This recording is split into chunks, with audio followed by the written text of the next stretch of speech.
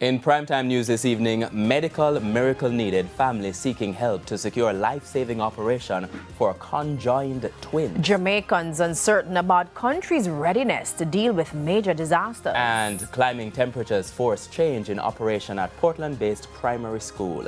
Good evening and welcome to primetime news on air and online at onespotmedia.com. I'm Archibald Gordon. And a special welcome also to our viewers on TVJ International in the Cayman Islands. I'm Janella Precious. Now with a preview of what's to come in business news, here's Anthony Lugg.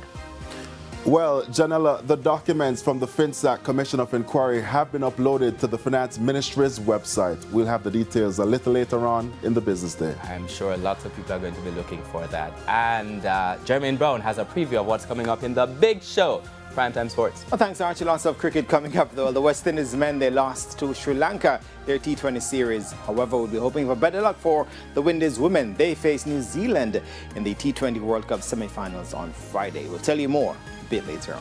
And there were sunny skies in sections of the corporate area. Romain, should we see any changes tomorrow? Yes, we are expecting some changes in the weather patterns across the area tomorrow. We're looking for drier conditions. We have partly cloudy in the forecast for most of the towns and cities. And we're also expecting a frontal system to be in the Western Caribbean later as we move into the weekend. That frontal system is expected to be moving into the Western Caribbean. I wonder if partly cloudy also means humid. You'll have to find out in the weather report and forecast later on in this newscast.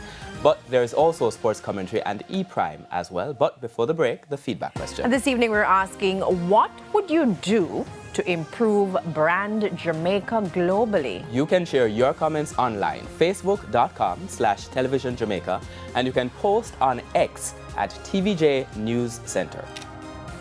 Please stay with us. Primetime News returns after this break.